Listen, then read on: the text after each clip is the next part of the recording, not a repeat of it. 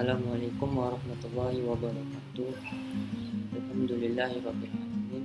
Wassalatu wassalamu ala asyrofil anbiya'i wal mursalin wa ala alihi wa ashabihi rasulillahi ajma'in. Baiklah, kami dari kelompok 8 akan mempresentasikan sebuah PPT yang berjudul Wawasan Nusantara sebagai Geopolitik Indonesia. Pengertian wawasan Nusantara. Secara etimologis, wawasan berasal dari kata wawas, bahasa Jawa yang berarti pandangan, tinjauan, dan penglihatan indrawi. Nusantara berasal dari kata nusa dan antara. Nusa artinya pulau atau kesatuan kepulauan. Antara artinya menunjukkan letak antara dua unsur. Berdasarkan pengertian modern, kata Nusantara digunakan sebagai pengganti nama Indonesia. Sedangkan terminologis wawasan menurut Profesor Puan Usman yaitu wawasan Nusantara adalah cara pandang bangsa Indonesia mengenai diri dan tanah airnya sebagai negara kepulauan dengan semua aspek kehidupan yang beragam. Secara sederhana, wawasan Nusantara berarti cara pandang bangsa Indonesia terhadap diri dan lingkungannya dengan mengutamakan persatuan dan kesatuan wilayah dalam penyelenggaraan kehidupan bermasyarakat, berbangsa dan bernegara. Pengertian geopolitik. Kata geopolitik berasal dari kata geo dan politik. Geo berarti bumi dan politik berasal dari bahasa Yunani yaitu politeia, berarti kesatuan masyarakat yang berdiri sendiri atau negara, dan teia yang berarti urusan. Dalam bahasa Indonesia, politik dalam arti politik mempunyai makna kepentingan umum warga suatu bangsa. Politik merupakan suatu rangkaian asas, prinsip, keadaan, jalan, cara, dan alat yang digunakan untuk mencapai tujuan tertentu yang kita kehendaki. Geopolitik sebagai ilmu bumi politik. Geo, bumi, kondisi geografis yang menjadi wilayah atau ruang hidup. Politik, state, power, decision making. Polis, distribution and allocation, pertimbangan dasar bangsa menentukan alternatif kebijakan dasar nasional untuk mewujudkan tujuan nasional. Geopolitik, ilmu penyelenggaraan negara yang setiap kebijakannya dikaitkan dengan masalah-masalah geografi, wilayah, atau tempat tinggal suatu bangsa. Maka, kebijakan penyelenggaraan bernegara didasarkan atas keadaan atau tempat tinggal negara itu. Teori-teori geopolitik. Menurut Frederick Ratzel, negara seperti organisme hidup.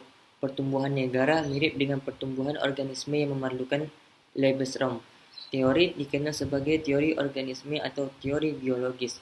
Menurut Rudolf Kellen, melanjutkan ajaran Ratzel, penegasan negara adalah suatu organisme, bukan hanya mirip, maka negara harus mempertahankan dan mengembangkan dirinya dengan melakukan ekspansi.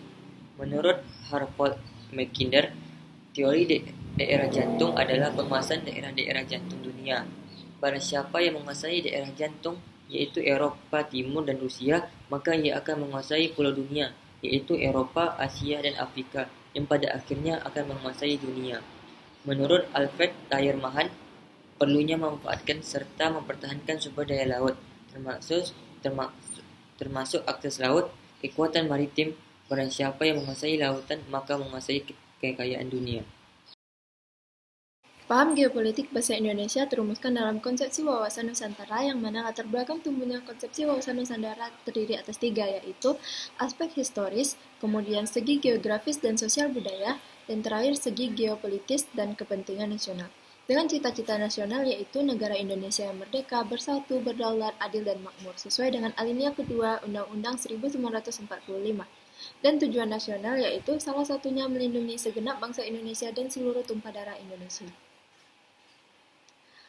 Selanjutnya, kedudukan wawasan Nusantara. Yang pertama, landasan ideal, yaitu Pancasila. Kemudian landasan konstitusional, yaitu Undang-Undang Dasar 1945. Selanjutnya, landasan visional, yaitu wawasan Nusantara. Landasan konsepsionalnya, ketahanan nasional, dan landasan operasionalnya Propenas.